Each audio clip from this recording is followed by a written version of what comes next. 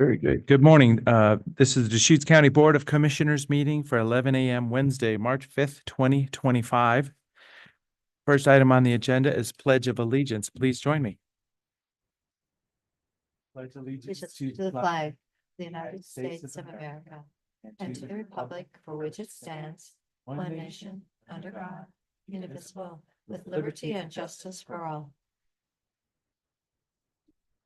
So as you might have heard a little bit of the chatter, all three of us were in Washington, DC the last few days at a National Association of Counties association meeting. So we had lots of great different experiences, meeting commissioners from around the country, some policy meetings, and whatever else we could fit in. So we were just comparing notes on that just a little bit here.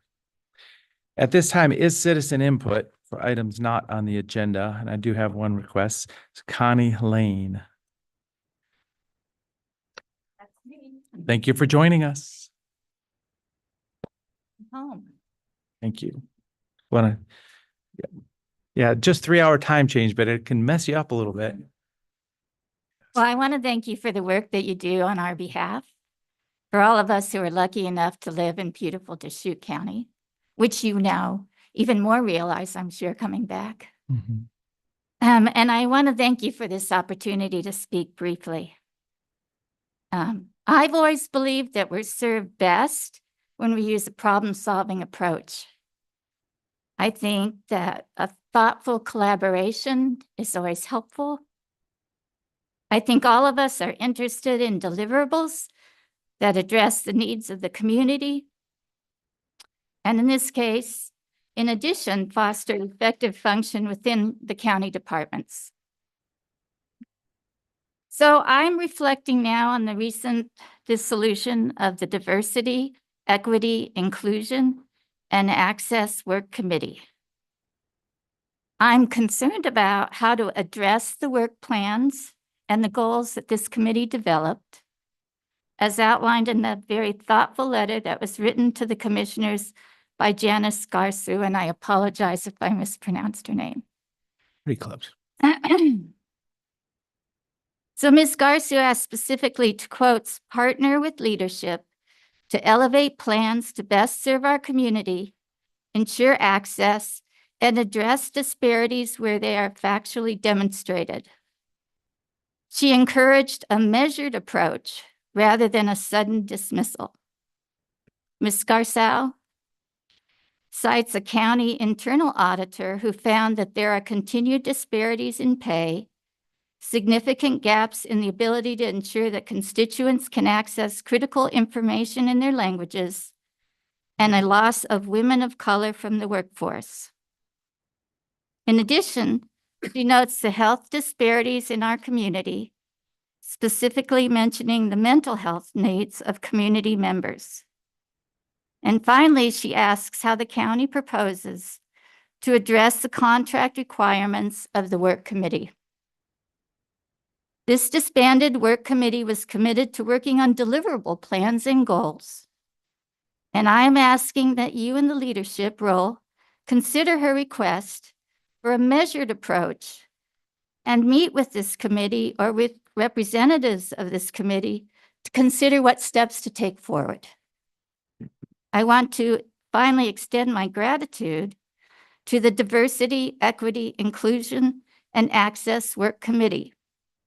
I appreciate their focus on facilitating a collaborative and respectful work environment and on improving the lives of county constituents.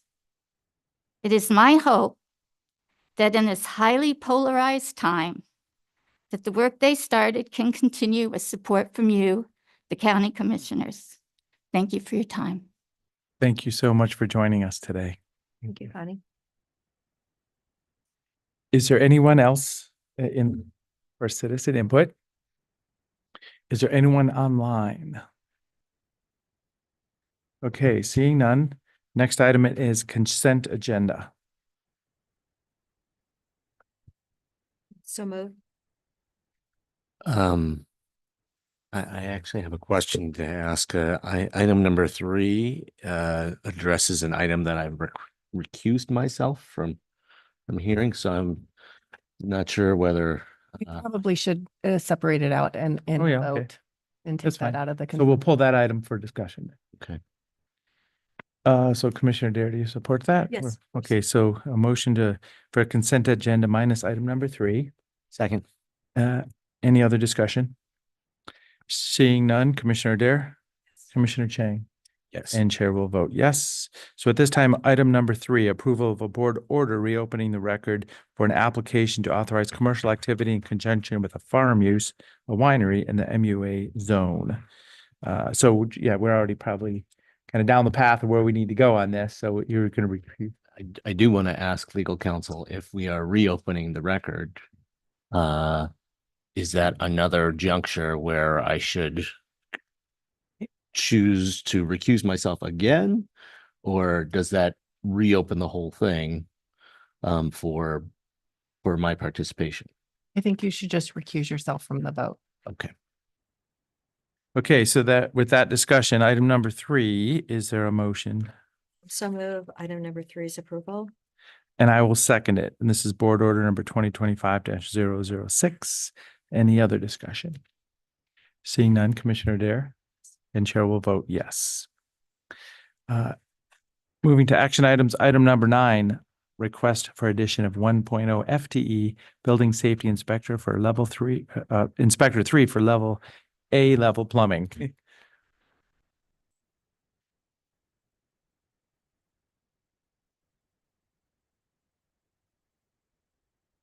Morning, Mr. Chairman, members of the commission, Peter Gutowski, Community Development Director, joined by, or with Sherry Pinner, Senior Management Analyst.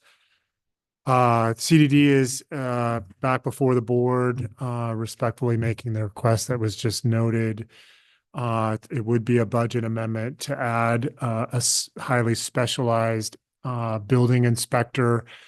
As noted, under the memorandum for challenges, we're without getting into any real details, we're just mindful of some of the bandwidth that could materialize due to some FMLA related issues that will likely or could lead to some extended leaves of absence. And as the board is well aware, these commercial level inspectors are very difficult to recruit for and ultimately find creditable candidates. So we have ample funds in the Building Safety Division's reserve fund. Sherry has noted the financial impacts.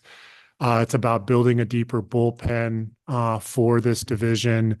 And we're also mindful, this has been communicated to the board on several occasions, just thinking about succession.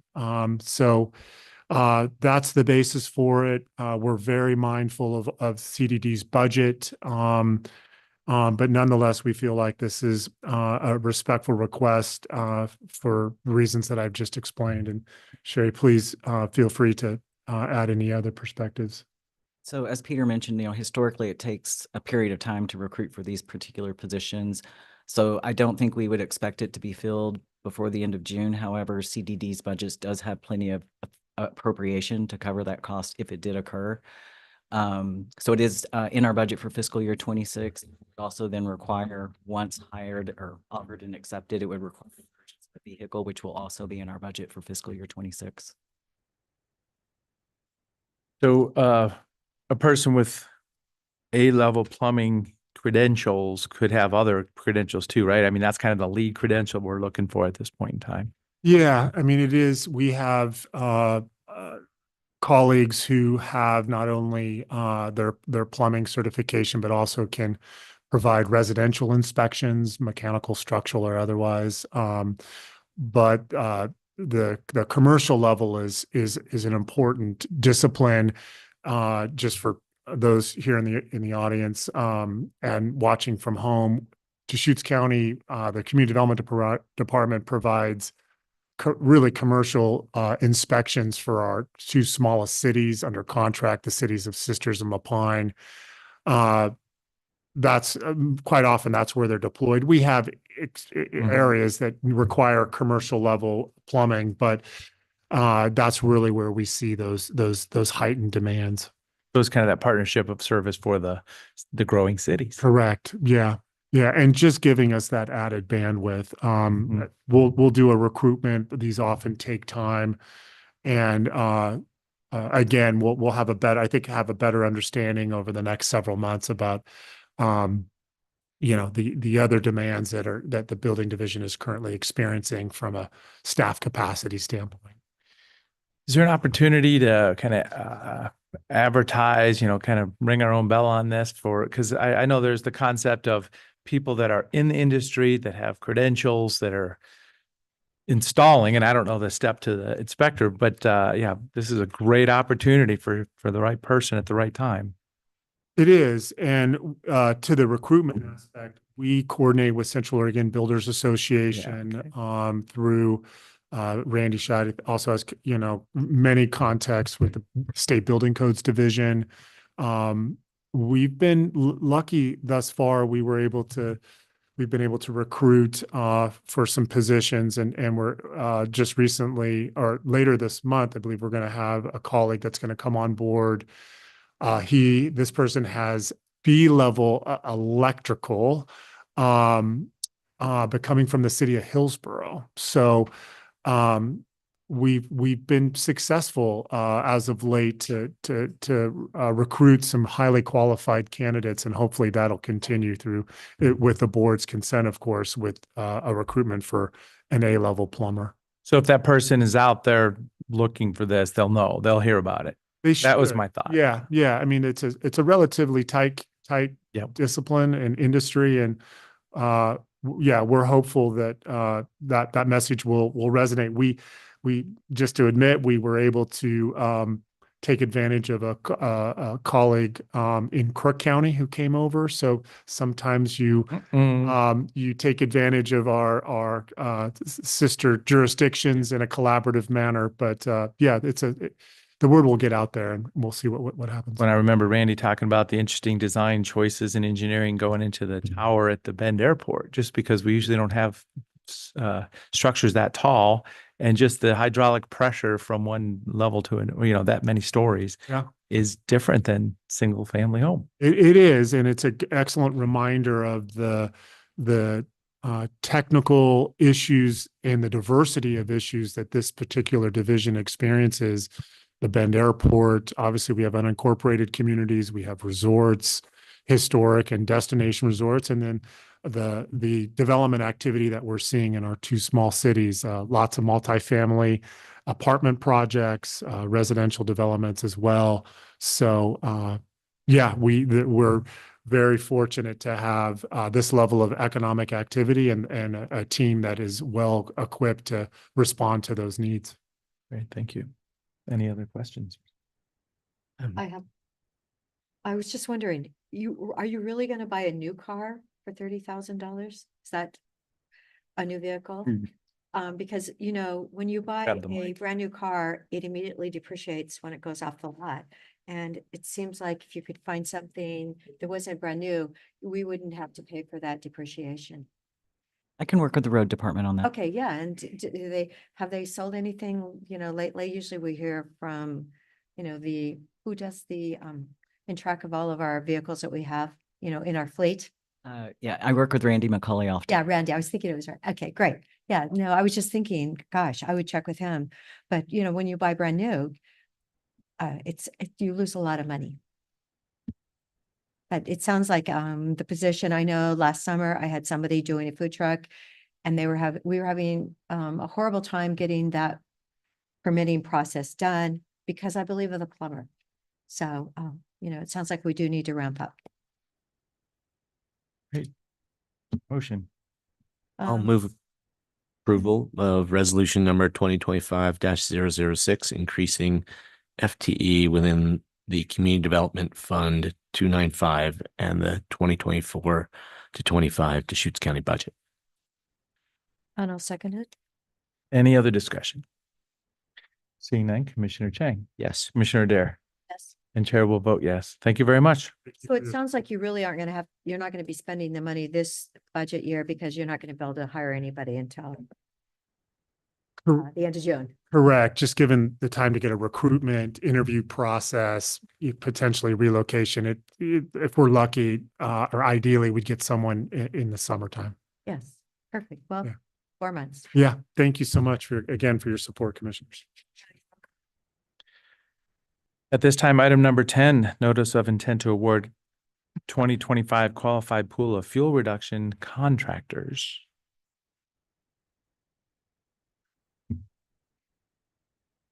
Thank you for joining us, Kevin. Good morning, commissioners. For the record, Kevin Moriarty, County Forester. I'm here today to move approval of document 2025-212, notice of intent to award the 2025 qualified pool of fuel reduction contractors. Each year, Deschutes County issues an RFP for a pool of fuel reduction contractors. Qualified pool identifies contractors who are interested in bidding on fuel reduction projects throughout the year. Once projects are identified, the contractor pool allows for a quicker turnaround on bids and contract awards. We had 20 applicants and recommend all 20 be added to the 2025 qualified pool this year. Now, this was an increase from last year. We had 17 last year, and this might be attributed to, we did actually post it in the Daily Journal of Commerce this year and did get a lot of applicants from that.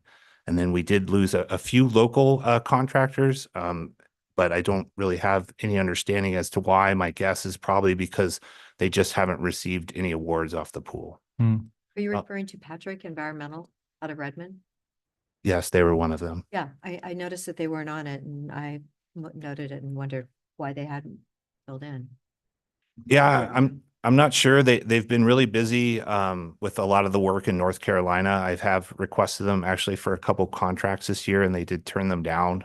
Just not having the availability for that with some of the work going on out east.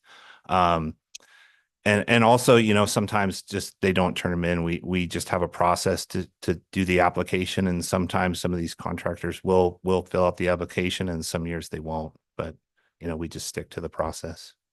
So how many more did we lose that were local? We had 12 last year, and we have 9 this year. Yeah, I counted. Okay, so we lost 3. Yeah. Okay.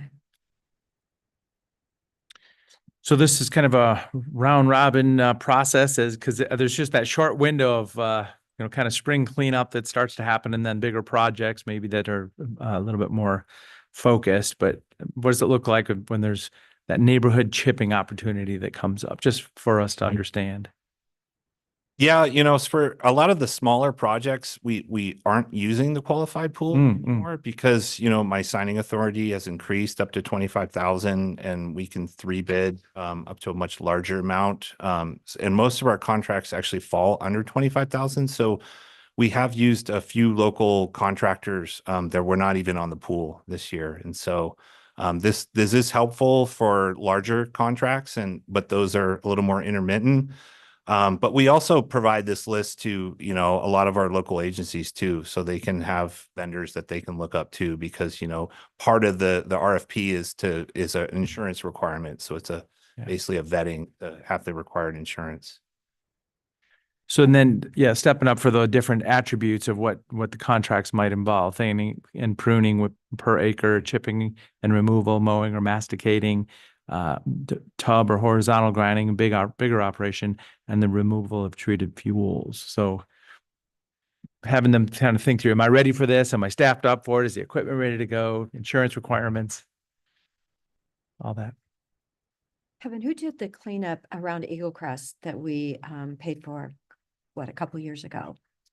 Do you know the name of that company? I think it was like a $350,000 project or something. That was Pat Rick, I believe. No, I don't think it was. I really, can you look who that was? Because I would just hope that he would still be on our list, because they did an excellent job. You know what year it was? Ask Megan in her office, because she was not happy because they were taking out the juniper trees that when she was living there. But and I can also check with someone else who lives there too, and they were actually really happy with the job.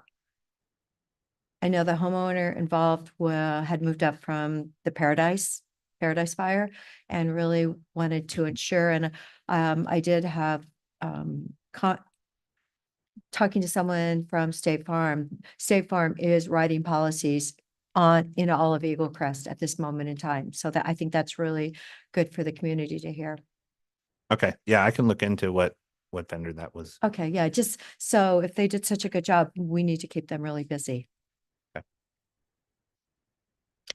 Kevin, I know we've talked in the past about not being able to limit the list to local contractors, but can you explain to me again whether there's any ways that we are able to provide a preference or priority for local contractors in the pool for projects?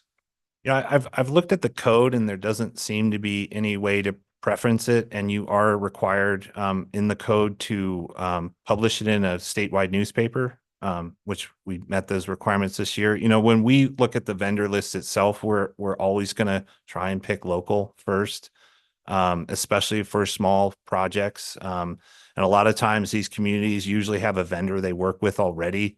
And so I try and work with that because, you know, that trust is already, you know, that networking trust has already been established. It's really only when local vendors don't have the availability or capacity that we might look outside for those contracts. Okay. Could you, I mean, just in the interest of, you know, there was interest in, you know, which local contractors were getting which work. Could you actually give us, I mean, I don't want to ask you to do too much work, but I mean, if it's only a couple hours, could you put together sort of an analysis or a look back on, you know, how many contracts did we put out last year? How many of them went to local contractors? How many of them went outside? And, you know, what kind of dollars we're talking about?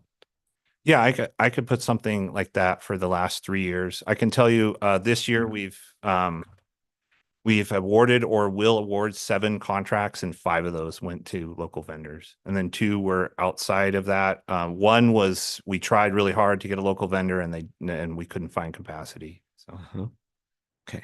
Yeah, that would be great to see. Thank you.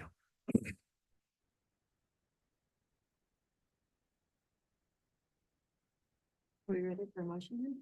So move approval of document number 2025-212, notice of intent to award the 2025 qualified pool of fuel reduction contractors.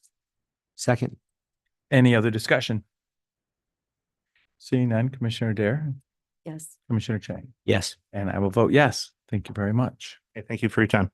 Kevin, maybe we could do some kind of a press release on this information, because I know our community is really concerned. Fire Free is coming up, and I'm sure that they're going to get incredibly busy. But right now, since we don't have 5 feet of snow on the ground, it would be a good time to get these names out. A press release on the Exhibit A, the qualified pool. Yeah, I Okay. think so. Something like that. Just, I was talking to someone yesterday and they were saying if we could get information out on actually who in the community is still writing insurance. So, this is part of that, you know, cleanup, which is so important. Okay, I'll work with staff for that. Thank you. Thank you. Item number 11, update from Oregon Living with Fire. Good morning, Jody. Morning, and I do have a few things to share with you. I'll bring them up here.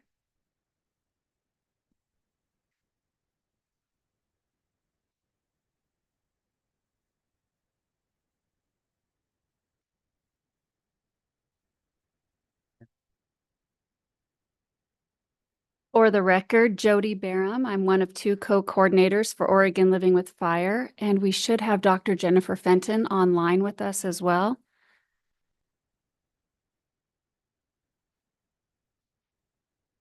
I believe. Hand is up.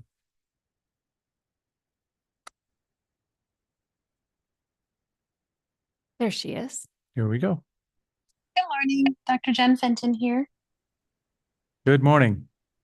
So what I handed out was the bound copy of our 2024 annual report and a 5-foot tape measure that we'll be giving out at wildfire preparedness fairs, because we know that first 5 feet of defensible space is the most important. So we wanted to have a practical giveaway for some upcoming events that we have. So today I just wanted to give you a quick update on what we accomplished last year, what we're looking forward to as we head into 2025.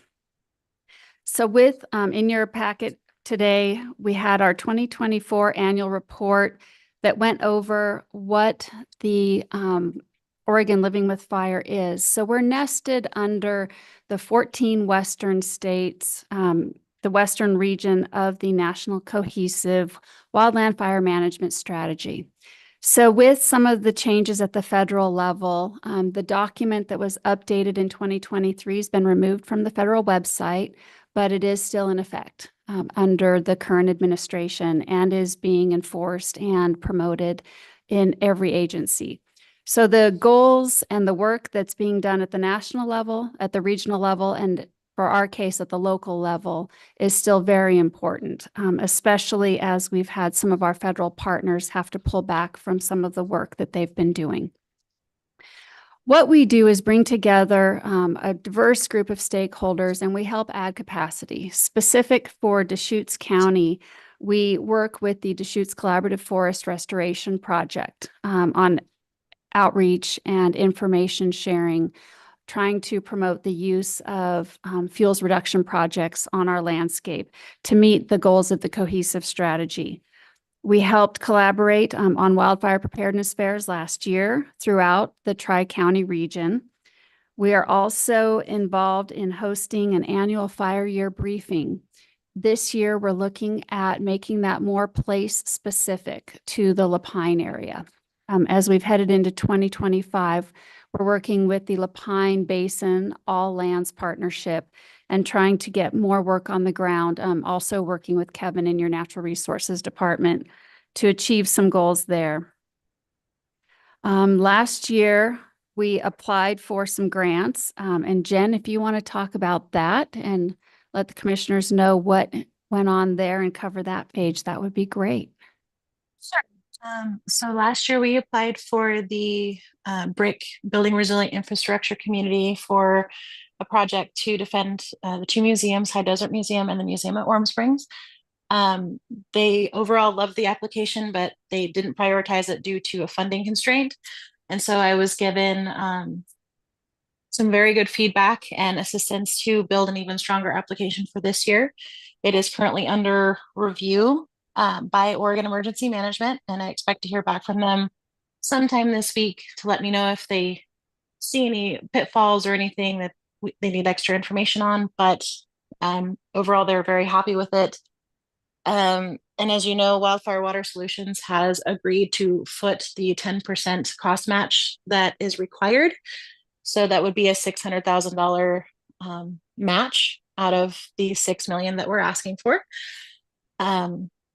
Again, it's just to defend those two museums. It would tie into their existing mitigation work and allow these two museums to shelter in place, perhaps allow space for local community members to evacuate to should the worst happen, and ultimately protect Highway 97 right there on that corridor. So I'm very hopeful on that front. I know that CDEP, I know that Oregon Emergency Management is really hoping this one goes through this time because they've never seen anything like it and they really would like it to be funded. If it were up to Region 10, it would have been funded, but we have to compete at the national stage. So it's all part of the whole pie and not just Oregon. For this year, I've been working with a couple of different folks, specifically Mr. LaValley out of Alfalfa Fire.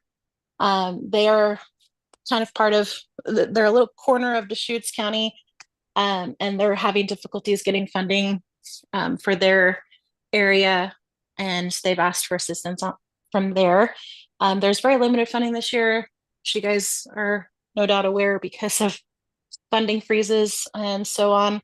There are still a few openings for example, the Community Wildfire Defense Grant and others that are slowly opening. Unfortunately, I had a couple of them get pulled because of funding constraints, but I'm hopeful that more of these will open, or I will be able to have more targeted discussions and projects go through this year. Thanks, Jen. Other metrics that we look at that you'll see in our annual report. Oh, I do have a question then. yeah. Did you actually get any grants last year? Jen, the grants from last year, who were you partnered with on those? That was Oregon State Fire Marshal. I believe those- that was Oregon State Fire Marshal. It was 500,000 for sweat equity projects. Okay. So that Mhm. that helped fund Fire Free and projects like that. Thank you. And we work on our outreach, as you'll see in our other metrics, our online presence through social media, websites. We also work with the Natural Resources Department and Cost Share for Central Oregon fire information to help send information out with our federal and state partners on prescribed fire and wildfire. For us, as we head into 2025, we have our program of work that was in your packet. It's a living document, so we add to it throughout the year, but it'll give you a sense of what we plan to do. We're looking at a few changes already this year. So we're looking at where we typically would have a prescribed fire tour on the Deschutes National Forest. They will not be able to participate in that this year. So that if we can do it on another forest or on a different landscape, we'll try to accommodate that. Otherwise, that item will get held over to the next year. We'll be participating at the upcoming Wildland Urban Interface Conference, representing this area at that conference. I sit on the International Association of Fire Chiefs Wildland Fire Policy Committee and represent Oregon Living with Fire to that international group, which also has me sitting on the National Wildfire Coordinating Group's Communication, Education, Prevention Committee. There's a lot of mouthful, lots of acronyms that we have. But part of that participation is really sharing with others what we're doing in this region, because we're known for our collaborative spirit. We're known for our willingness to work across boundaries and get things done on the ground to create resilient landscapes, fire-adapted communities, and to prepare our workforce to respond to wildfire. So that's something that we'll continue to do, bringing stakeholders together. Wanted you to know that as we head into this year, we do have 2 reimbursable grants. One is through the U.S. Forest Service. One is through the Natural Resources Conservation Service. Both are under the U.S. Department of Agriculture. And then we have the 4 counties that all contribute a proportional share to the work that we do. So the grant that we have under Natural Resources Conservation Service has been frozen. It was funded with some of the Inflation Reduction Act funds. We are processing our Forest Service grant, reimbursable grant. So we've done the work, we've spent the money, and we're asking the federal government to pay us their share that they said they would.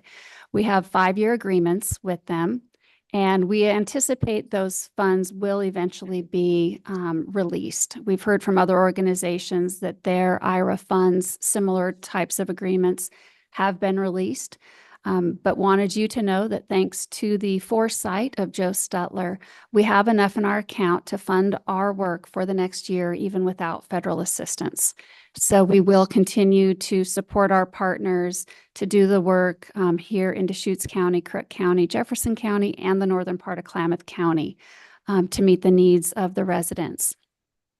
And one of the great things about being so connected and involved in so many things, like you were talking about just before this report, I'm actually meeting with a contractor on Monday who just moved to town and is wanting to know how to get on the preferred contractor list.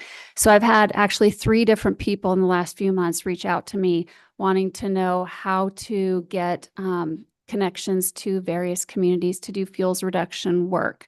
And then working with landscapers to also help build the workforce, because as you know, it's sometimes hard to find people to do the work. It's very hard work, and not everyone wants to be out in the woods or doing manual labor. So trying to build that workforce is something that we are involved with, and connecting people, particularly with Kevin for Deschutes County, and then Echo Murray with Walker Range in Klamath, some of our local contractors that want to do the work in these particular counties. So that's something that we do provide as well, is sort of those pre-meetings and then connecting folks to the right place. So that's a little bit of what we've been up to and where we're headed. I know you got our annual report and our program of work in part of your packet. So Jen and I are available to answer any questions that you might have, or if you had any suggestions or ideas. Want to thank Commissioner DeBonne for his service to our organization and our steering committee. And as he moves into other things, want to welcome Commissioner Adair to our team as we move forward this year. I said I do that. I'm doing Project Wildfire. You're doing this one. I think you guys swapped, right? So this, Remember that he had swapped. yeah, well, That's funny. Yeah. well, January came so quick in February now. So now we're into March, but yeah, and it's very seasonal though. It is. So, and we'll keep Because- you all in the loop on what we're doing. So as long as one of you can show up to our monthly meetings, that would be fantastic. When might they be? They're on the second Thursday of the month in the DeArmond room from 10 to 11:30. They see I have Sun River, I have the Health Council, I have like Yeah. second Thursday. Okay. Angie, could you look and see if that's actually if that's on my schedule, please? And then That's a hard, yeah. That basically during fire season, 12:30, you said? It's from 10 to 11:30 and we meet basically October to June. yeah, And, that's what I was. and then trying we to get. take the summer Not all off. year long. Because then Jen and I are both gone on fire assignments and doing other things. So, and we do have a busy spring. Like I said, we've got the wildfire preparedness fairs coming up. We've got, we'll be up in Warm Springs on April 2nd. We'll be, I'm not going to remember them all. Sisters on the 6th. Oh, I'm going to say the wrong. I'll have to send you the dates, but we have Sisters, I believe, on the 16th. Culver on the 22nd, Bend on the 30th, and we're waiting to hear from Lapine and Redmond. And let's see, Prineville's on the 12th. So April is very busy with wildfire preparedness fairs that we'll be at. And then May will also be into prescribed fire season. I will be taking some time off in May because I'm getting married in 5 weeks and then I'm actually going on a honeymoon. So I'll be out of pocket for a bit this spring. Right in the middle of prescribed fire season. Right in the middle of prescribed fire season. Since I won't be leading a prescribed fire tour, I'll be in Italy enjoying some time with my new husband. Well, that sounds exciting. Yes, Congratulations. thank you. Yeah, that's really great. I had a couple of questions. Yes. First off, when you were talking about workforce development Mhm. efforts, how much is Living with Fire connected with the Oregon Conservation Corps program? And are you familiar? With Heart of Oregon. Yes. Yes, and the Wildfire Workforce Partnership. So working with them a lot. They're involved in the Central Oregon Fire Prevention Cooperative. So that's where we intersect with some of their work and promoting their groups that they have going out. And then meeting with a couple of their partners regionally in Prineville and here. So yeah, very tied in. And I know that they are replacing Lauren Street, who you stole. Good find there to be in the Natural Resources Department. They are filling her position as well. So we'll connect with that person once they're in place and hit the ground running. But yeah, very tied in with COIC. Yeah, no, and just a great source of young people who have taken an interest, are willing to go out and do the hard work on the ground, but also have a broader interest in fuels reduction and fire management careers. Mhm. So Yeah. just wanted to check on that. Thank you for bringing them up. Yeah, Important partnership. yeah, and then you mentioned a number of places where kind of frozen federal funds or kind of declining federal funding are are potentially having impacts. Well, one of the ones you specifically mentioned was, that you have frozen in Inflation Reduction Act funds, and it is my impression that while the administration really wants to take a hard look at the Inflation Reduction Act, to from an energy perspective, because they have certain energy policy goals. It's I don't think it's anyone's intention to slow fuels reduction work that's happening on the landscape, both on public and private lands. So I think it would be valuable for us to send some kind of really site specific input, or community specific input to whatever decision makers are.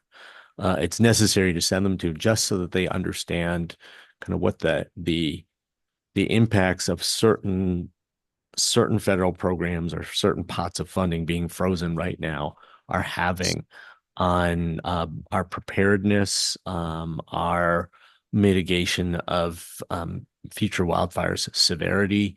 And I'm wondering if Oregon Living with Fire is actually in a position to do a little bit of that, to give us a little bit of that kind of basically what might be the specifics, the guts of a letter. Mhm. Kind of just from what you're able to observe, and it sounds like you're tracking a lot of kind of frozen capacity or declining capacity across the agencies and also within your own program.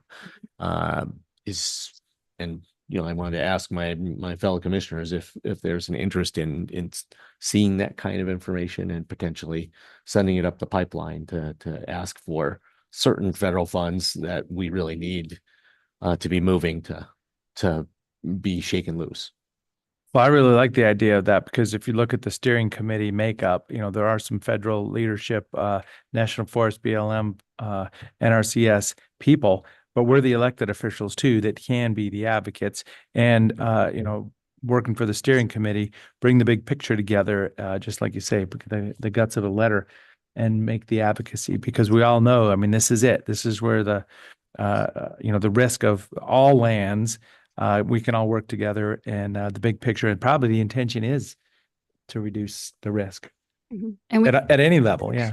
we can give you those specifics. We did have Shane Jeffries from the Ochoco National Forest took a promotion to the region 6 and 10. So our partners, Holly Jukes and Kevin Larkin at the Deschutes National Forest, are also covering the Ochoco and the Crooked River National Grassland right now.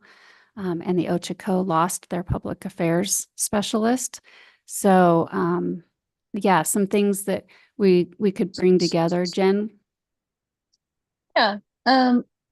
As part of, I'm sorry, as part of my grant research, I actually found a couple of different reports just economically of the damage that some wildfires have done in Oregon. In 2017 alone, the tourism industry, specifically like hotels, restaurants, those kind of folks lost $52 million. And then nationwide, it's 460 billion. And so I think there's a discussion to be had there as far as what you guys were just saying about drafting like a guts of a letter or that type of situation that explains, without these dollars, without, the fuels reduction and, what these things are funding, it can do even more damage than, just freezing a few pockets of funding here and there. I mean, without it, there's so much more damage that can be done. Well, actually, when we were meeting with Congressman Cliff Benz on Monday, I believe it was Monday, they had said if there's someone that we feel is incredibly important that needs to be maintained on staff, that we need to let him know. He reiterated that remark several times at our lunch meeting. And then yesterday, I had the privilege of meeting with Congressman Bruce Westerman, who is the only forester in Congress and been in his position for quite a while. So if there's something, we should talk later, Jody. And, I felt like what he's talking about, what he's worked on is really important to share. We have a capacity down to 168 working lumber mills in the state. If we're going to actually bring in more logs. And I know this winter, JTS in Redmond did not have any pine logs there to make pine shavings. I don't know why their planning was off, but they didn't. And in the winter, that's the kind of shavings you have to buy. And so, but I was talking to Nunzi Gold yesterday about it, and she said that actually JTS has another capacity, which I need to research. And she goes, Patty, they can do this other work, which is really, really important. So I'm going to give them a call and see what they're talking about. Would you happen to know, besides the shavings they do? Don't know that. Yeah, I know. Anyway, Nunzi and I were having a conversation. Gonna be a very engaged I know. I steering love committee it. member. I'm just like, how did I get this? How did I get Thursday even more jammed? It's always a scary Only a day. couple months that'll happen, yeah. Okay. Well, anyway, that's good. So I will look into those local impacts. I know the Deschutes Collaborative Forest Project is working on some language because they've got some funding obstacles, some frozen funds as well, and some of our other partners in the area. So I'd be happy to provide you some local examples of how things at the federal level are impacting at Deschutes County. I think I'm less interested, I feel like we can make the argument, okay, these diminished programs, this frozen funding is affecting community wildfire protection, tourism, supply reliability for sawmills and other wood processing facilities. Like we can say that stuff, but what I don't know is how much money in which programs is frozen or going away. Gotcha. So if you have that, some of that to put in the guts of a letter, so that and very specific, very locally specific, on the Deschutes National Forest, on the Prineville BLM, in our local forest collaborative, in our local cohesive strategy effort, here's what's stuck or what's being taken away, and then we can say, and it'll have all these very undesirable consequences for our community. So I get, if you have some of that information readily available, maybe that's easier to put together than kind of trying to think about what the impacts are, because I mean, we could provide a lot of specifics on, kind of this many millions of dollars of impact on tourism. But I think what I think we really need is to be able to say, what's stuck or what's frozen in the federal government that we need to produce all of these services, essentially. And would you want it to be specific to Deschutes County, or would you want to include other counties? Like I know Jen was putting in an application for a $900,000 grant for Jefferson County Fire and EMS. That grant portal went away. So that's a missed opportunity, and they're looking at laying off individuals right now. So I'm curious, that's a very real example of funding that's not there. Would you want us to include Jefferson County in some of that, or would you want more specific to like our program where we submitted for, I think Jen can correct me if it was around $6,000 most recently, and that's what's stuck?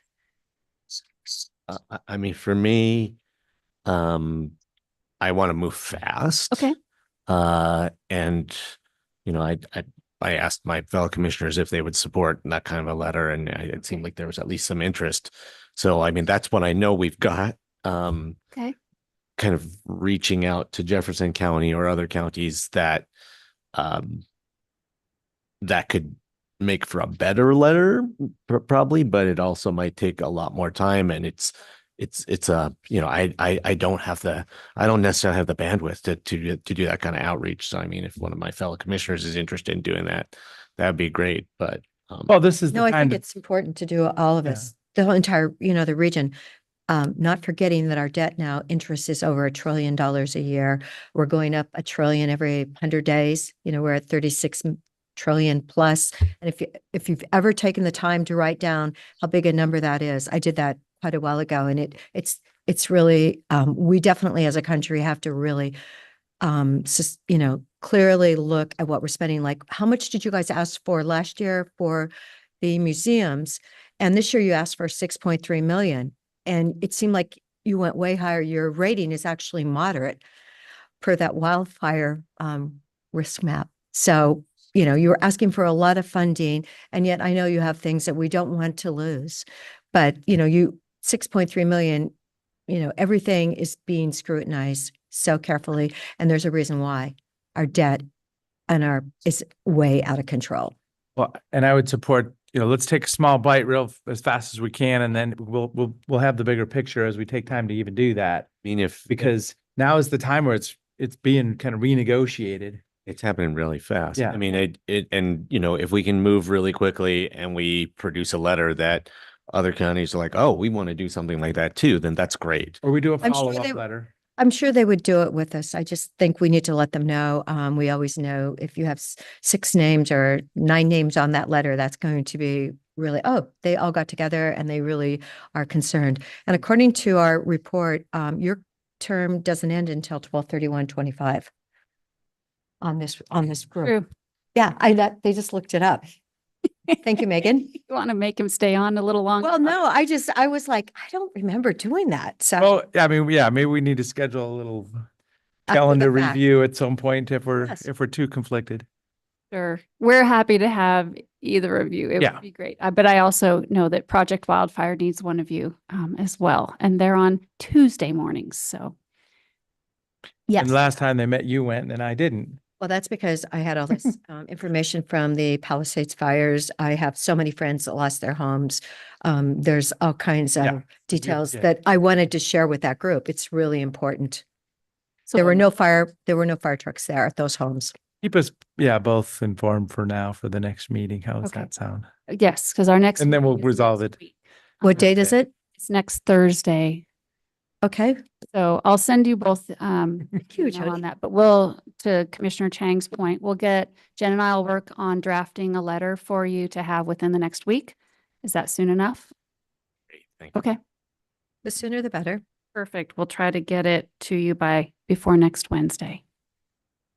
So taking a step back, kind of the big picture. So Deschutes County is the fiscal agent for this whole project, correct?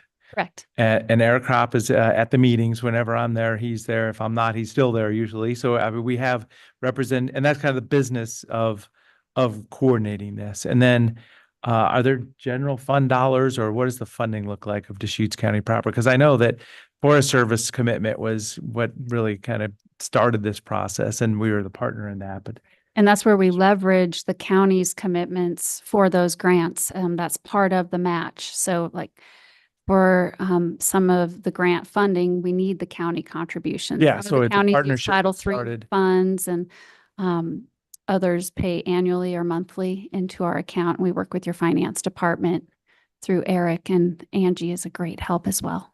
And Jefferson County and Crook have been involved. Commissioner Wunsch is always on those calls also. Mhm.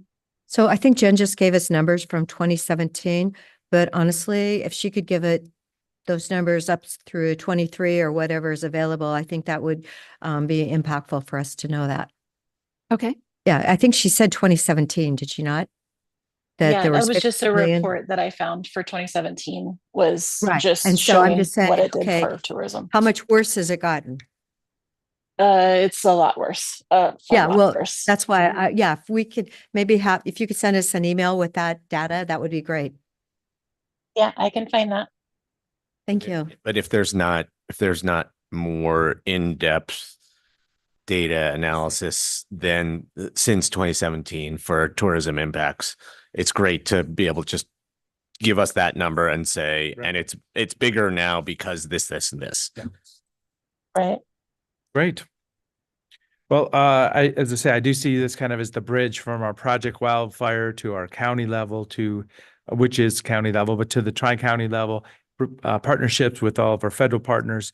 and the big picture, the cohesive strategy, which has been looked at nationally and on the West, is kind of the focal area that we get very involved in. So we'll make our case and see where it goes. It's good. Thank you very much. Thank you. Thanks for joining us. Thank you, Jody. Congratulations again.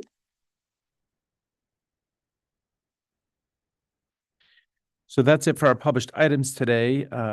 If there's any other kind of updates, as I say, we started off, we were starting to talk about travels and getting back to town. And I know you got back late last night. Did you get back? Yeah. Landed at 11:40. Oh, yeah. See, as I say, I came in about 2 or 3 in the afternoon, so it was just a whole different deal. My It's- dog missed me a lot. Our dogs waited till the middle of the night to go out and bark just after we all fell asleep. It was a disaster. But yeah, any other updates for that? So as I say, we traveled to NACO. I was able to, in fact, I partnered up with our Neighbor Impact. A couple of board members, Scott Cooper was there.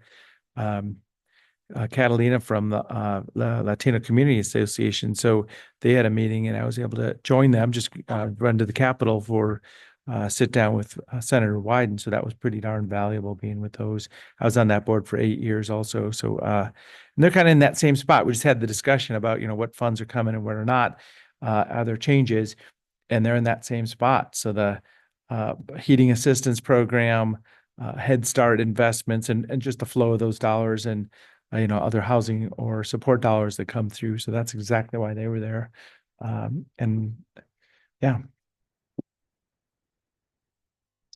Okay, any other items? I think hopefully you got organized, Nick, we got a bunch of stuff in the queue, I think. We do, Chair, we have. I would like to just say one thing. Really early Sunday morning, I did go to the Holocaust Museum. And when you consider the anti-Semitism that is covering a lot of places in America right now, and it really breaks my heart. So I thought this was the perfect time. I needed to go to the museum. And what was shocking to me was in 1938, end of the year, there were newspapers from our country, and it was the Los Angeles Examiner, and it said what was going to be happening if Jewish people weren't protected. So it was right on the front page, top cover, just to remind people how history can repeat itself. The 6 million people of the 9 million Jewish people that were killed at that time, it does take. It's so hard to understand, and the exhibit itself is really so well done. So in case you have an opportunity, please visit it when you go to DC. Thank you for sharing. Thank you, Chair. And Jen Patterson has a couple of items to address, a couple of bills, and then a request to add the county's logo to a letter. Almost good afternoon. Jen Patterson, Strategic Initiatives Manager, and we have DV Holcomb joining us on Zoom. So there's three things. One of them originated from Commissioner DeBone. Can you guys hear me? One originated from Commissioner DeBone, but DV also brought it up to me this week. So she's joining to talk about it. But it's about 2 bills, one HB 2972, which is a work source reentry bill, and then HB 3669. I was just kind of stalling a little bit till we got DV up. Like she was, yeah. She's up. Okay, great. So I don't know if Commissioner DeBone wants. Oh, I don't even remember the concept. I mean, once I get introduced to it, I'll be able to run with it, but I forget. The numbers don't mean anything to me. I'll turn it over to DV. Yeah, so DV, kick us off, please. Can you folks see or hear? Oh, awesome. Yeah, I can hear you. guess Yes. Don't have audio though, or video. Okay. Well, that's me. That little heart is me. Beautiful Yes. heart-shaped rock. There we go. Love Central Oregon. So thank you very much, DV Holcomb with Deschutes County Community Justice. And we had received a request for support, and I believe Commissioner DeBone, you had also brought this up to Jen, from EDCO related to 2 workforce bills and basically one-pagers that EDCO has put together, requesting that the county logo be put on their one-pager in support of those bills. There's a variety of things embedded in those the bills, but essentially our support comes from the great work that folks like COIC or different other workforce opportunities for both formerly incarcerated adults or for juveniles who are, maybe being supervised by juvenile community justice. So they really are a really great resource for apprenticeship programs, manual labor programs, fire fuels reduction programs, kind of like what you were just talking about. It's such a great welcoming place for justice involved folks, and we would support it if you all would support putting the county logo on their one-pagers. So that was East Cascade Works. That's where it was. So Yes. that was where I heard it through. Yes. And so I sent it along for discussion. As I say, I didn't prepare for, is there a letter specifically? Yeah. So as I say, Just saw right now, there is a we've one. been busy for a week since this came around. So, well, how about we leave it at that though? There will be a letter on a topic that we're asking for support. Obviously, we're not going to finalize that right now. It but- looks like maybe there's a link to the one pager, so I'll Yes. pull it up and just send it along if and we can confirm that logo addition on the Friday morning call. Yep. for that As I one. say, now I'm remembering. It was like as I was leaving, I'm like, oh, if I get this out the door, we'll be able to remember to talk about it. So that's as far as we got. So yeah, DV will bring that up Friday morning. Okay, thanks. Jen, Yeah, would you like thank to you. leap into Yeah, the and other then we one? have one more. Also, this Was- comes from DV, but it's a request to add the logo, and I do have that one pager in front of me. So DV, if you want to Okay, yeah, talk so about if you that want- one. Sure. Commissioner DeBonne, this will be familiar to you. Association of Oregon Counties has placed the Community Corrections Funding as its #1 public safety committee priority for this legislative session. And they have put together a 2-pager. It's not a 1-pager, a 2-pager. And they, of course, are seeking county logos on that as well. And I think Jen has got the copy of that. We were forwarded that by Doug Riggs earlier this week. We obviously support it. The AOC 2-pager is really great primer. I would suggest printing it out and really using it. It's one of those really helpful ones. Puts into layperson's terms what it is that we're looking for, what the current funded amount looks like versus what we would like it to be. And quick shot there, we need $18.18 a day per person on community supervision to be fully funded. The governor's recommended, which is what is sitting in legislation right now, is at about $15 a day or $16 a day. So we're looking for about $40 million more. And that's what that 2-pager describes. So I would appreciate and or support y'all putting the county logo on that. Well, this definitely fits in for all counties also, the fact that, we're a partner here, we're trying to do the people's business. The laws and the expectations of the community some of those are defined by the state legislature. We want to do the best job we can, and we've calculated it to be $18.18 a day. So yeah, I'm always supportive of this partnership with the state and the annual biennial budget. It does say 68 million on our letter, on our information, DV. Full funding requires an additional 68 million? Yeah, that would be full funding, yes. And what the governor has done is 20 million into that. So the amount that we're looking for, a total amount is 68. What's sitting in the budget right now is another 20. So we got this $48 million gap. So the starting point from the governor's budget was a lot less. Got it. So the ask is for a county logo on this one. Yes. This effort. I'd support that.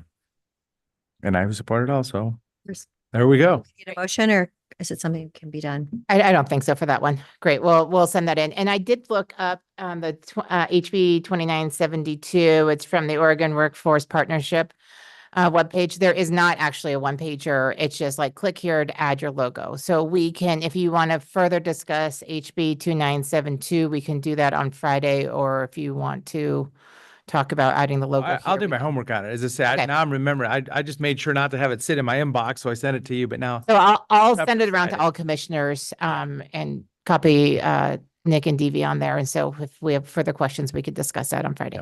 Okay, great. That's all I had. Thank you. Thank you. Thank you.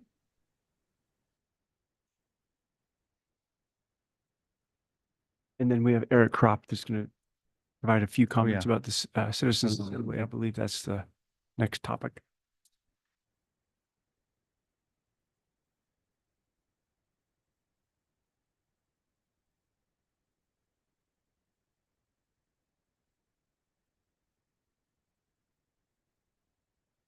Civic Assembly letter? Yeah, so it was in our inbox. I was able to look at it. Which one is it? So this is our response letter to the Deschutes Civic Assembly on youth homelessness. Did you get that? Do you have this one? You don't want it. It's fine. There we go. Copies everywhere. Well, you didn't want it. I have. Good I have afternoon, three. Commissioners. For the record, Eric Kropp, Deputy County Administrator. Last week at the board meeting, staff reviewed a draft letter to the Citizen Assembly, making comments on the county's role for the various recommendations from the Civic Assembly. The board had additional input, so staff has incorporated the board input, and that is before you today. Also separately, Josh Burgess from the Civic Assembly emailed the commissioners with 3 requests, and we can go over those after you talk about the draft letter. Well, how about we do it up front? Because I mean, starts right off at the top saying who are we addressing this to? Yes. Right? So that's interesting. So the draft letter is written to the Civic Assembly on youth homelessness. The request from Josh was to also address the entire county.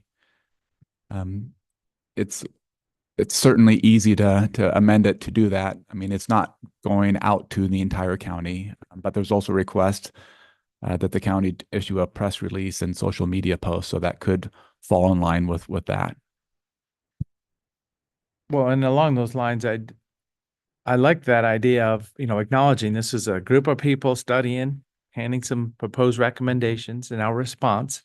It'd be good for the community to understand. So as I say, I don't know exactly what the 2 line is going to be, but I'm leaning towards it. So any thoughts?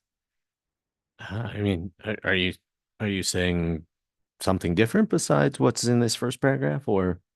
Oh, no, as I say, we're talking about, are we writing a letter to the Deschutes Civic Assembly, the people that were there, or to the citizens of Deschutes County proper by responding to the recommendations? Right. So I'm talking about just the. I mean, I like the idea of making the letter to the assembly, and then as I think Eric was discussing, doing like a media release or something like that, so that in that way addressing it more broadly. So leaving the header the same. Yeah, I mean, I think it's a nice thing to say we appreciate the work that they've done. We make these, commitments to you, the Civic Assembly, and we want everyone else to know that we're doing this. So that's support for a press release or something. Yeah. Because I mean, I'm there too. I was Yeah. just talking about the Yeah. words at the very top of Yeah, the. I mean, I don't know if this rises to the level of like a proclamation or something like that. But I mean, after we get this letter kind of hammered out, we could do maybe we could do something like that. And it'd be another opportunity to just kind of define the effort, in support of, empowering this to happen in response to the recommendations. Here's the letter. I'm just thinking maybe the press release is where the kind of the story can be told a little bit. Any thoughts, Commissioner? I'm fine with that. Actually, what I was investigating was the drop. I went to the website Okay, for the yeah. drop, and then I sent it to Janice, and I heard back from Shannon when I was in DC. But okay, so we have the drop, we have it here and in Redmond, but if you look on the drop of Ben's, she said, oh, we have like 800 kids that come in and out and we're open all the time. But if you look at the actual schedule, it only has us for an hour and a half on Tuesday from 5 to 6:30 and on Thursday from 4:30 to 5:30. And if we really are open way more than these hours that are on the website, I think it's really important for kids to know that, hey, this is a place that we already are doing, and it's there for you if you need some help. So I don't know, have you ever looked at the website? I still feel like it's missing what the intent of what we have offered for the teenage kids. Well, and I haven't researched it from that point of view because I know that it's kind of a word of mouth on the street community opportunity for people to talk about. So I don't know how many people would be saying, oh, I need to get my phone out and look up the drop. I mean, that I just don't know that that's the path of how this gets shared Well, to the community. Because I think we do a lot. And I'm sure it's a one path, but Yeah, no, I think we do a lot, but I think we could do a much better job of saying what we have available already that we've implemented. okay, well, I know that we're focused on that. no, I just think it's important that we need to clean up. Well, and we're going to get to that because that's what we're going to, these are the response to the Clean up. recommendation. Are you concerned about the limited number of hours being Right, yeah. described, or are you Yeah, I think are you worried that the description is not accurate? Well, I was told that they really do a lot more, but if you look at this, it doesn't look like it. And I just think we could maybe refresh it, revamp it so that people know Deschutes County Health Department considers this an important message to, something we do to make a difference. But also in Janice's note to us about the hours, she said, there's not, these are, hours at the drop are hours that behavioral health staff do, in addition to their core job. And that's the explanation of why there is not that many hours. And why it's not necessarily, it's not so easy to just be open for much bigger periods of time on a weekly basis. So if we want to, I mean, I think that's a bigger discussion of. I think we've added 118 employees since 2019 in the health department. And the fact that we saw what happened to kids in COVID, we've seen Oregon kids that can't read.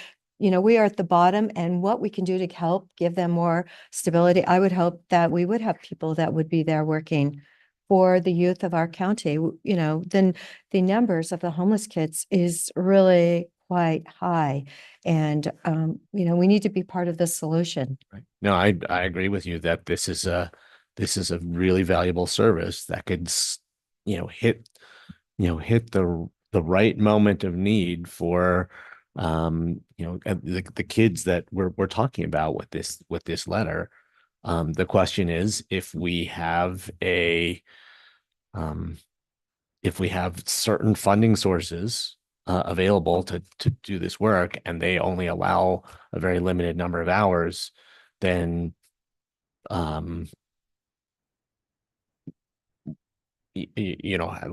how do you get from that limited amount of targeted funding for this function to something bigger?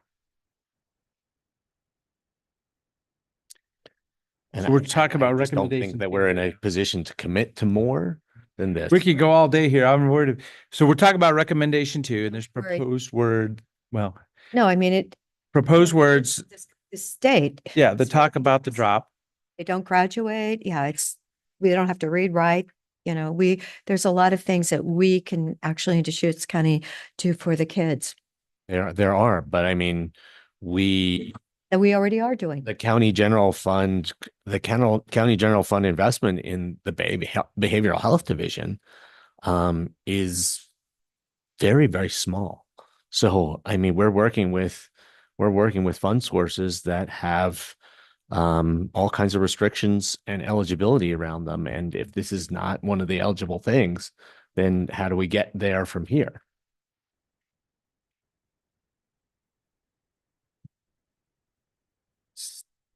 As I say, I want to focus in on the recommendation. Yeah. Yep. I just wanted So to re- point it out to the community that we do have the drop, and we do have it in Bend, and we have it in Redmond. So the recommendation is talking about a recreation center run by Park and Rec. So they mentioned them specifically. Deschutes County is responding with the fact that we do have health services operating a center called The Drop.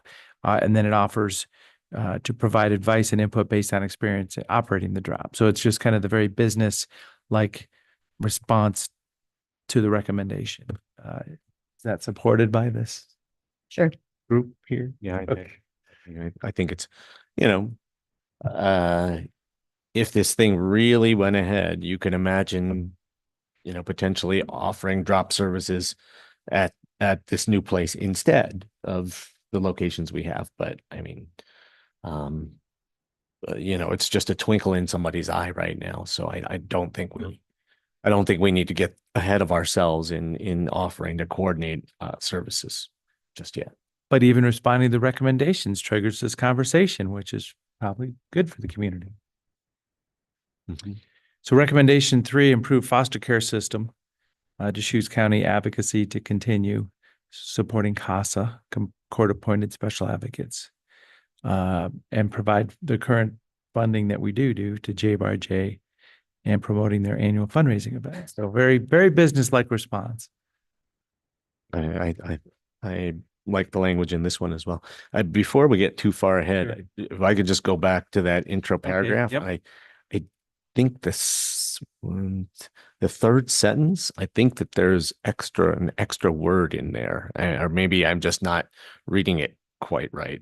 Listed below are recommendations, Deschutes County's commitment to recommendations relating to, I think the listed below are recommendations there. I think that doesn't belong there. Yeah, or we'll am I- remove that. Okay. Yeah. So And then I would say Good catch. commitment plural as opposed to singular.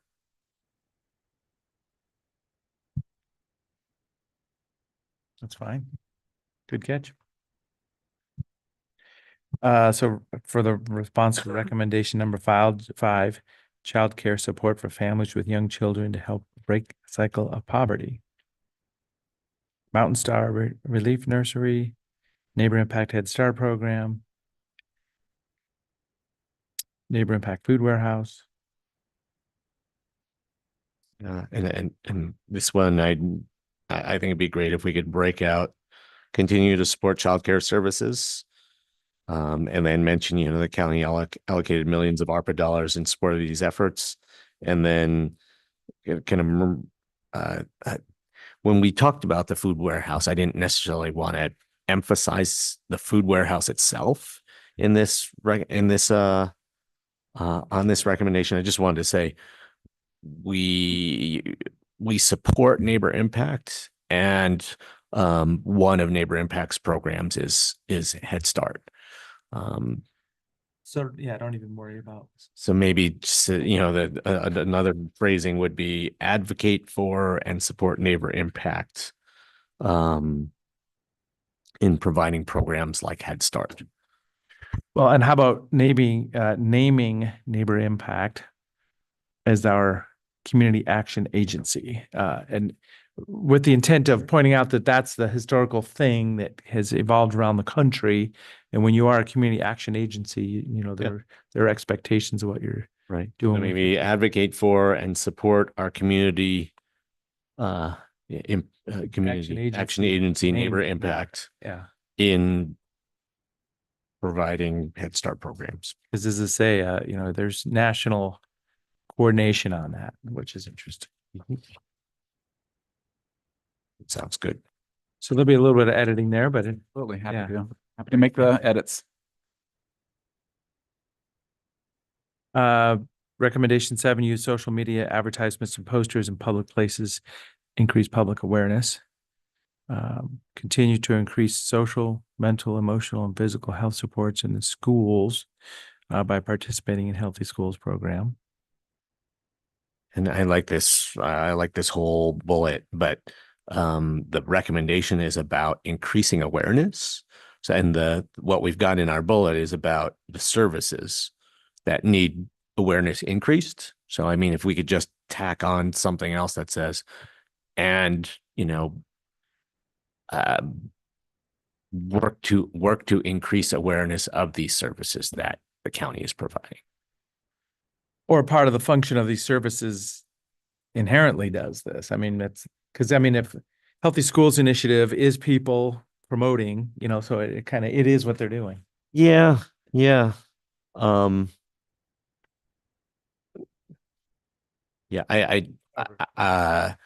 example, the school-based health centers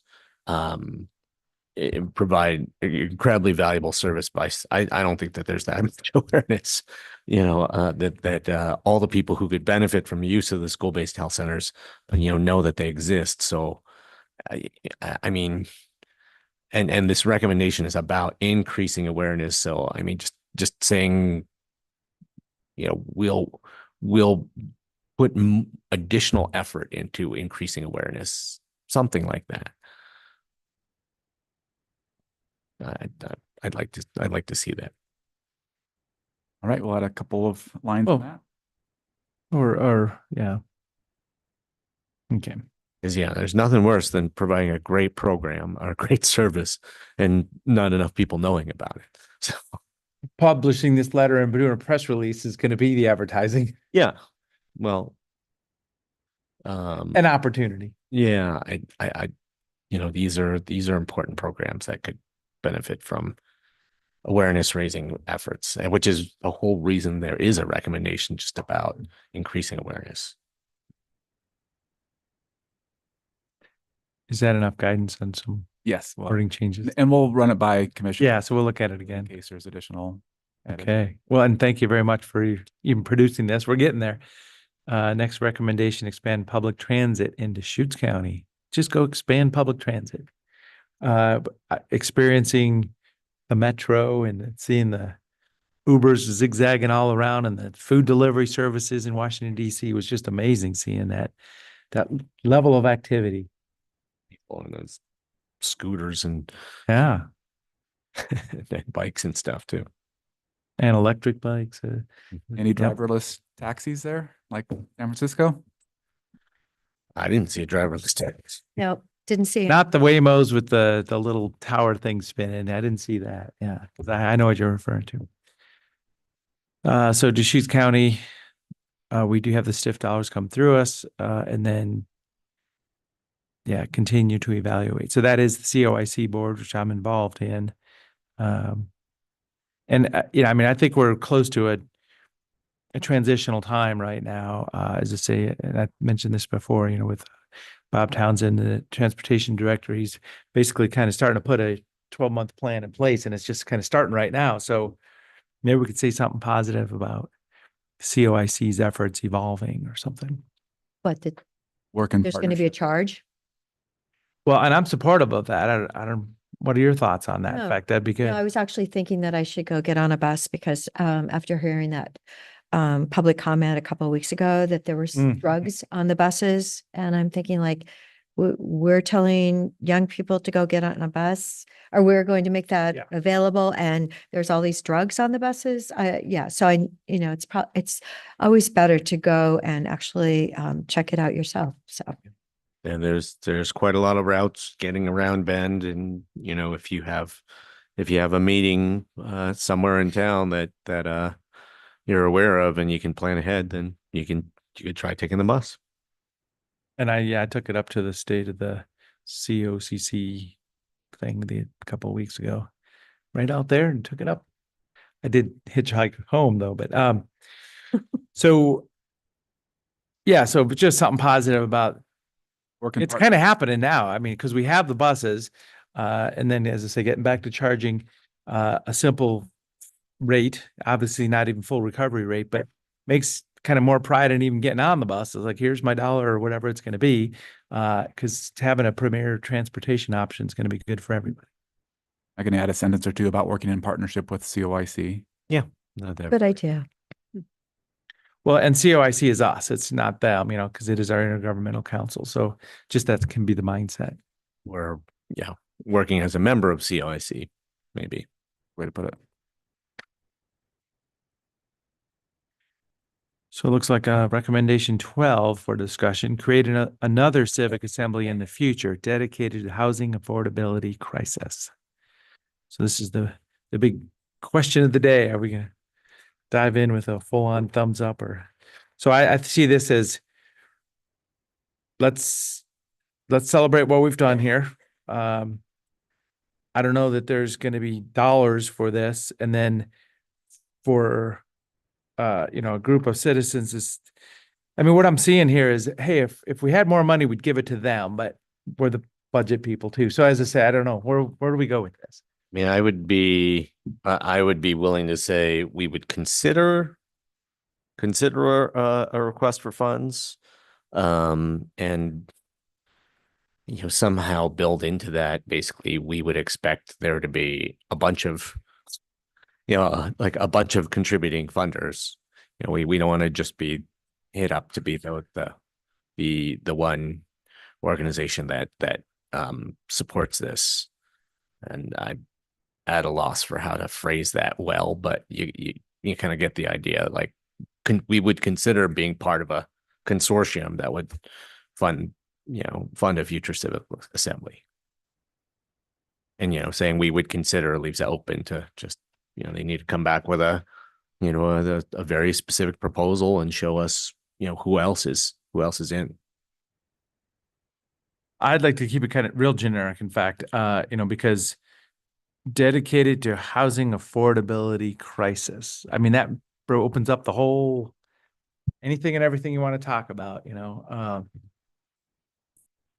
that'd be a commitment to say, okay, well, we're going to send a group out to study this. And Yes, everybody has been studying housing. Yeah. You keep adding more very much the government regs, legislature. and then it costs more money, and let's just, I think our budget is going to be so tight that at this moment in time, I think we're going to have to look at everything else, our past commitments and what we are going to continue to do in the future.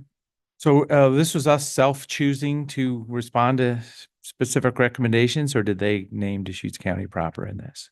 There was a request from Josh specifically for the Yeah, county that's okay, to make a commitment to fund future.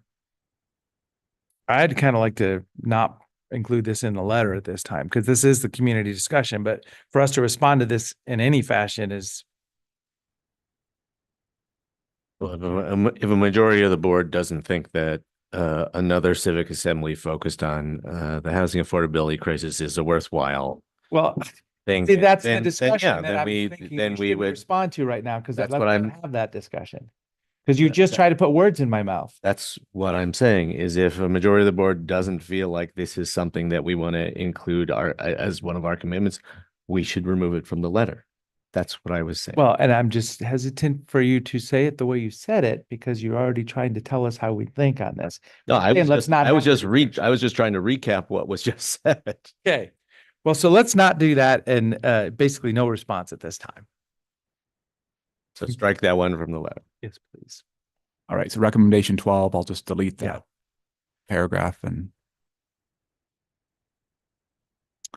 Provide recommendation 14, provide education on homeless, human trafficking, starting as early in the education process at school districts is deemed appropriate.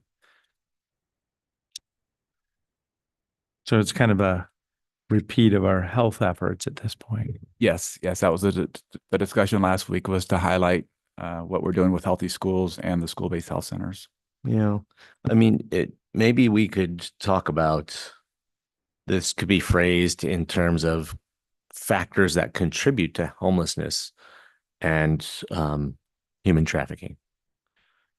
Factors that make people vulnerable, youth more vulnerable to these to those issues. To speak to the recommendation, because the Healthy Schools Partnership doesn't say, doesn't list as a as a prevention goal. It doesn't. The Healthy Schools Partnership doesn't list as a prevention goal homelessness or human trafficking, but it does say, list as goals prevention of substance use disorders, suicidal ideation, bullying, and teen pregnancy, which are all things that could contribute to homelessness or human trafficking. So, I mean, if we, just add a little bit that speaks, makes the connection between the services we provide and addressing factors that contribute to homelessness or human trafficking. Sure, we can do that. So what does that look like? I mean, because I kind of support what's here, and what are we adding to it, or? Just that these programs help address the protective factors that kind of get to the root. So reword kind of this content down pat. Yeah. So that's fine. Whatever you come up with the language of the recommendation. Yep. The recommendation is about homelessness and human trafficking. Yeah. Probably That's fine. We'll review. It's probably more of an education to the general public about what is currently being done and how the county's role relates to this recommendation. Right. That'd be. And then we'll see what, yep. Recommendation 16, prioritize funding for inpatient psychiatric care for minors. I think we're all thumbs up on that, obviously, and partnership, and we even pulled the checkbook out for it. So are these words appropriate for what we're doing here? Actually, I had a great news with my conversation with Gina Nichols. There's, if you have a common firewall, we are actually capable of building 2 16-bed facilities back to back with a common firewall. That was approved in Oregon in the 1990s. According to Gina, both buildings, have to have their own entrance. But the state was trying to get rid of that. And Gina is like, no, and go back to that 16 bed. She goes, no, we need to have the capacity for 32 beds. So when Gina and I had that conversation, I thought, oh my gosh, this We've could been be. searching for that, baby. I have been searching for that, and I did talk about the 16-bed rule from 1965, and it's gone on forever.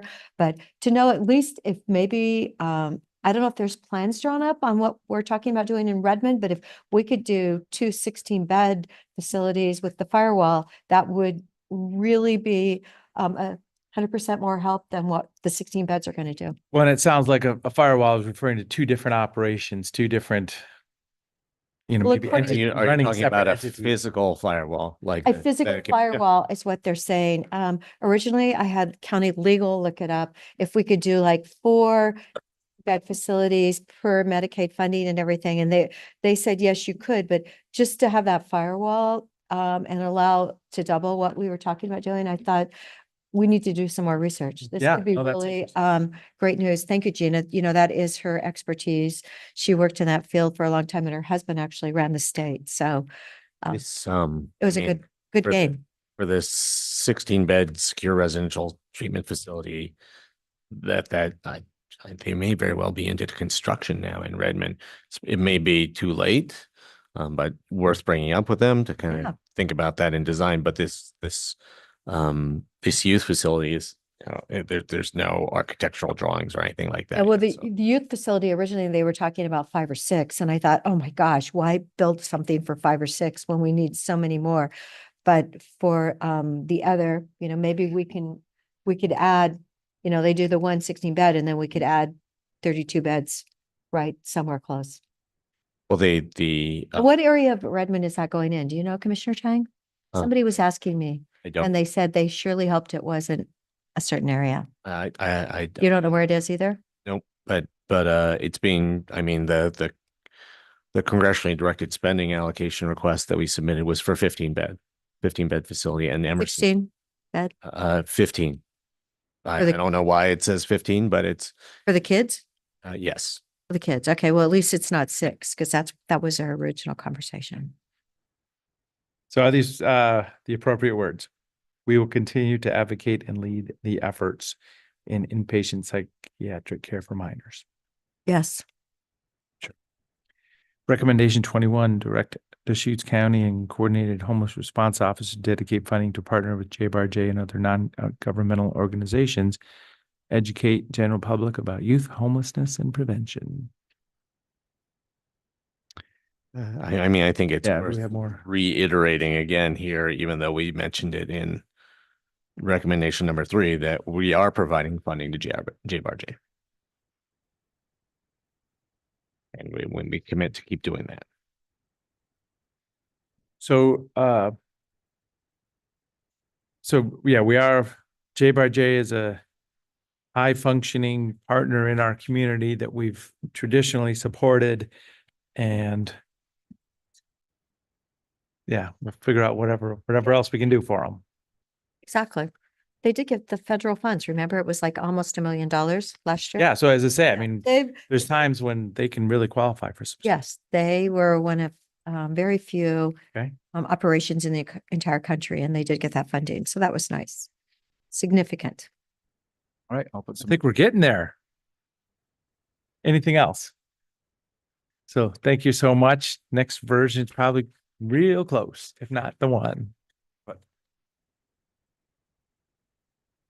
what's next? We have executive sessions. Okay. Unless there are other. Yeah, anything else then? If there's any other items? We do have executive sessions today. So we scheduled the board meeting to start at 11. It is 12:30. Do we want to take a break till 1 o'clock or so, or You- for executive isn't there a sessions? Meeting at 2. Oh, yeah, what? Yeah, no, I'd like to power through and. If we can just have a 5-minute Okay. break. Yeah, so yeah, 5 minutes then. So please proceed. The Deschutes County Board of Commissioners will now convene an executive session pursuant to ORS 192.660. The specific authorization for this executive session is ORS 192.660 subsection 2D, E, and H, which allows the board to meet in order to discuss labor negotiations, real property negotiations, and litigation. Designated staff and the media are allowed to remain during the executive session. However, the media may only report the board met in executive session and the identified basis for meeting in executive session. Recording devices are not permitted. No final decisions will be made, and at the conclusions, we will open the door and invite the audience back to the meeting. So we'll start that executive session in 5 minutes.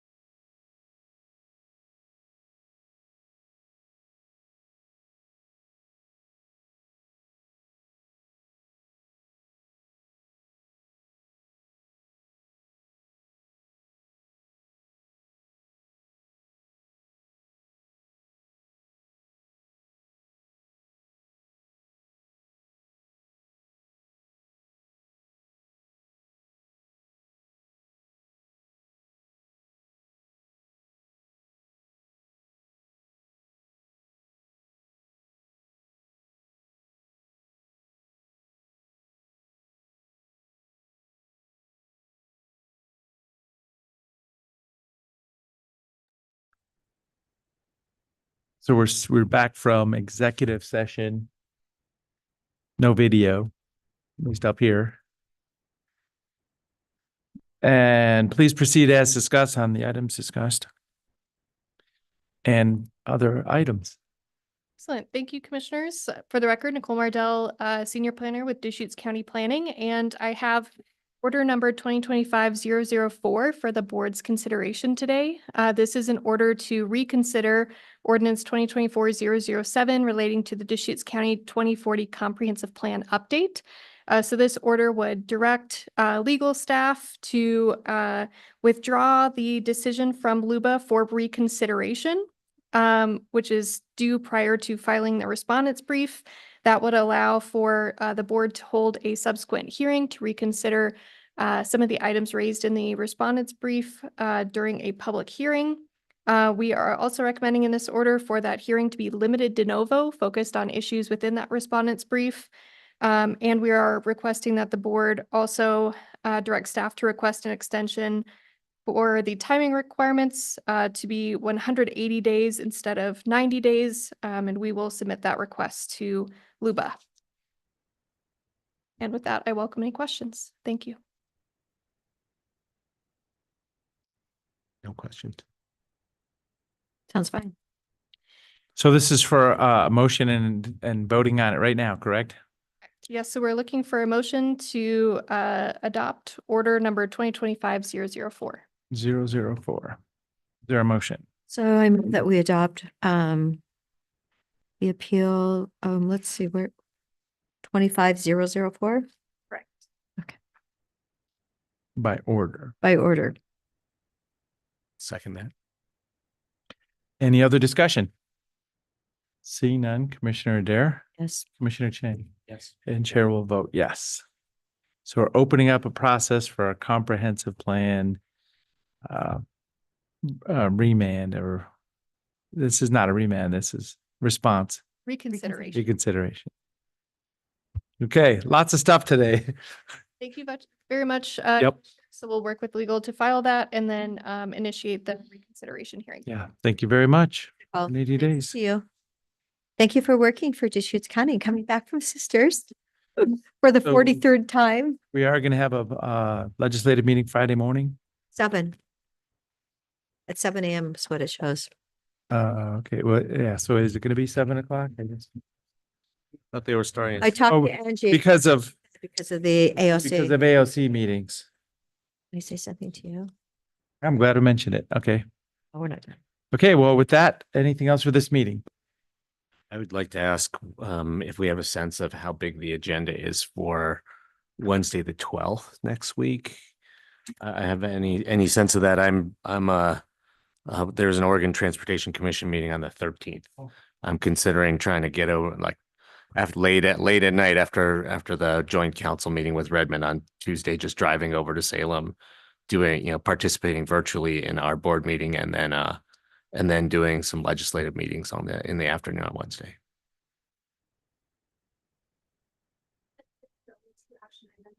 Hmm.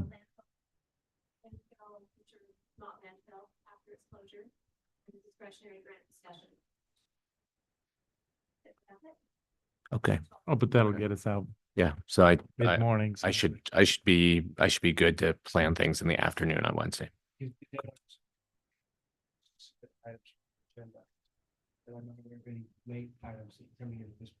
Okay. Great, thank you. Okay, anything else? Seeing none, meeting adjourned.